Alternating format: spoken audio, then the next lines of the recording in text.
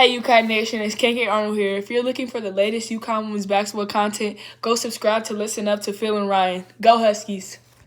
Thank you, KK. It's Phil and Ryan on Listen Up. Ryan, this episode we're going to break down the last check-in between Oklahoma and UConn. Boy, this is a fun one, and you drew this up on the script when the bracket came out. I can't wait. We all know that you can't wait. Like, comment, and subscribe on this video. Ryan and I appreciate it a whole lot.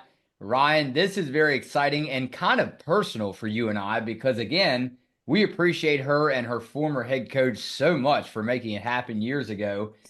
Reagan Beers, the leader of this Oklahoma team, comes in the round of the Sweet 16 against UConn. The Littleton, Colorado, Reagan Beers leads her team in to face Bueckers' red hot UConn and Paige Bueckers. Ryan, score predictions like last. I'm starting to get not worried, but maybe your prediction is just a little bit closer than previous round.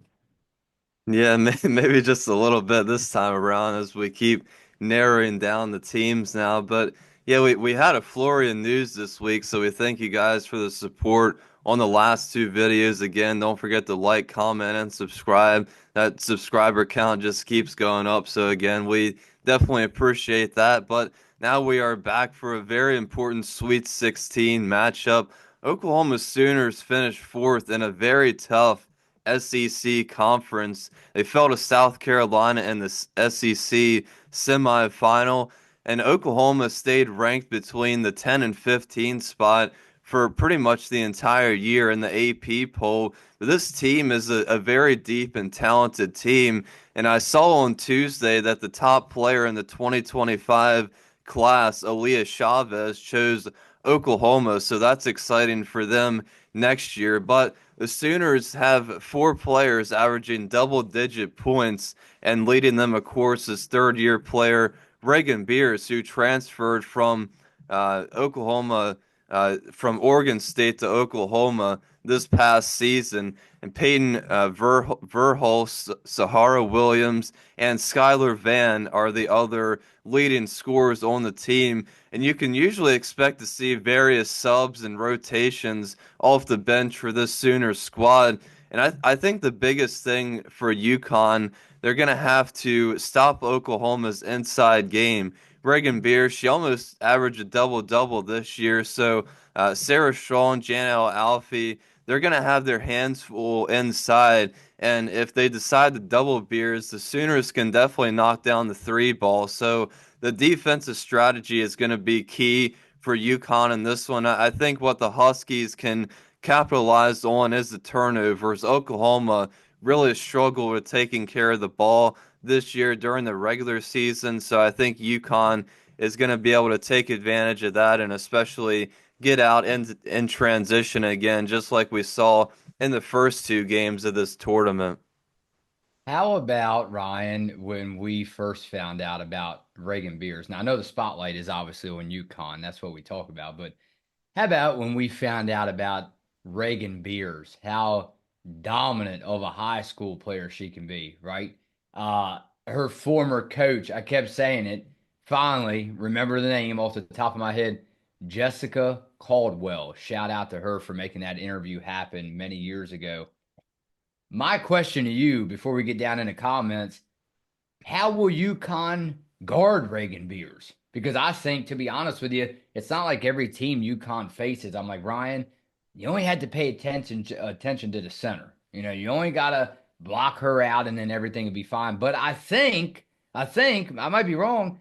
If you take Reagan Beers out of the game, I think it's nothing's easy, but I think you know what I mean, right? I don't know if you agree. You take Reagan Beers out of the game, I think you pretty much have it made.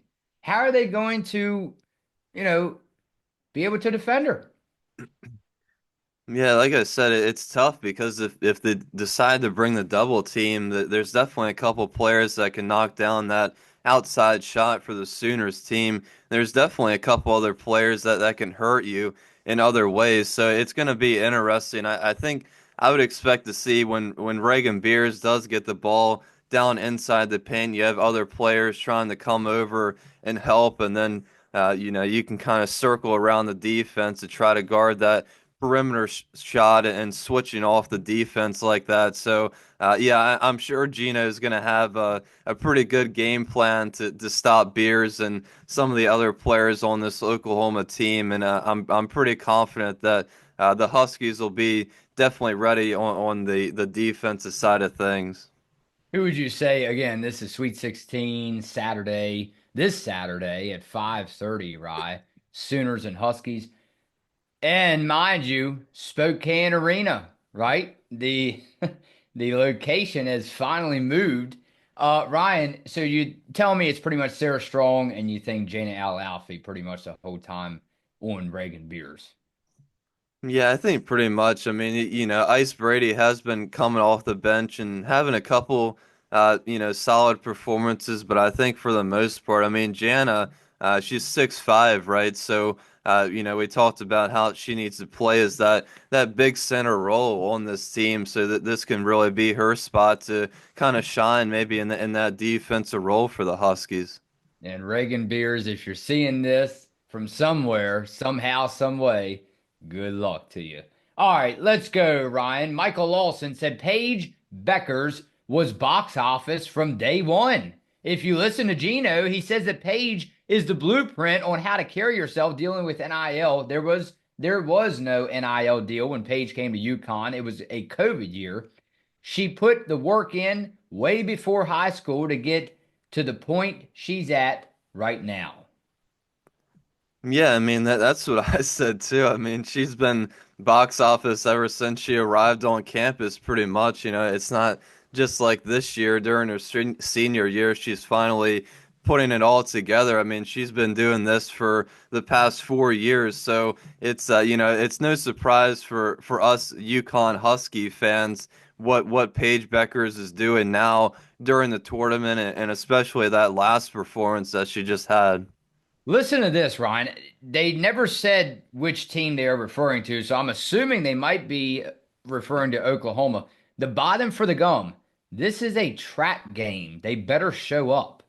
Don't look ahead. The next team takes 80 shots and 40 rebounds. Stop looking ahead. We can't play USC if we lose the next game. Well, yeah, matter of fact, it sounds like he is referring or she is referring to Oklahoma. Wow.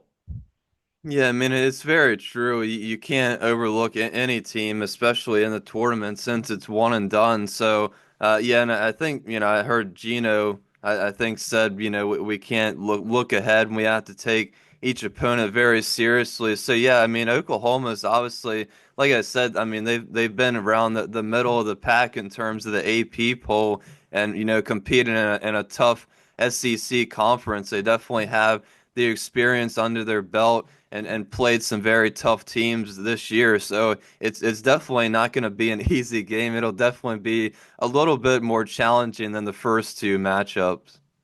Go over to Desiree Evans. Stephen A should shut up. Paige doesn't have to do anything other than be Paige. And if Stephen doesn't like it, he can turn his TV off. Take that toxic stuff somewhere else and don't pollute the women's game. Wow, Ryan. I'm not putting your grandfather on the spot, but hey, it runs in the family, right? Hey, that's how it is. We don't like it. You and I. How did this person know it runs in our family? We turn the TV off. What's that Yes. song, Ryan? Turn the TV off. Turn the TV off. Yeah, that's true. Yeah.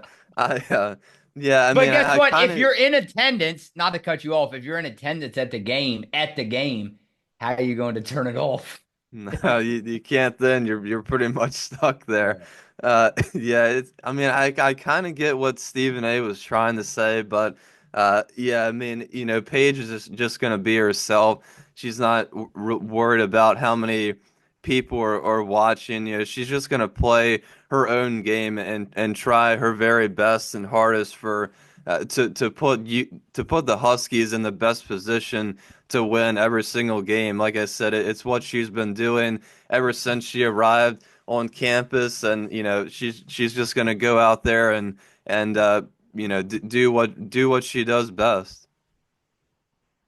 I can say I'm sorry, but I'm kind of not, Ryan, because the stakes get higher every time I talk to you. I'm sorry to do this to you. It's only going to get worse for you. Your prediction and who wins. NCAA Women's Championship Sweet 16 Saturday at 5:30. Sooners Huskies. Yeah, I mean, UConn obviously look very strong in the first two games. I'm expecting them to ride that momentum and win this game. Like I said, the turnover battle is going to be big. So I'm going to say UConn 84, Oklahoma 70. All right, Ryan. Well, I can't believe I'm saying this. Um, Bad news maybe for you and everybody else. No, I'm just kidding. I can see the look on your face now. You're like, Phil, what are you saying? You're going to make this pod blow up. No, I'm just kidding. Ryan, UConn gets it done. I'll go ahead and tell you that now. I think UConn gets it done.